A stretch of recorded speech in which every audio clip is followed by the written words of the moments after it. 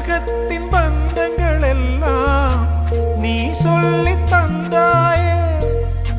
பிறப்புக்கும் இறப்புக்கும் இடையில் வழி நடத்தி சென்றாயே. உனக்கே ஓர் தொட்டில் கட்டி நானே தாயாய் மாறிட வேண்டும். ஆராரிராரோ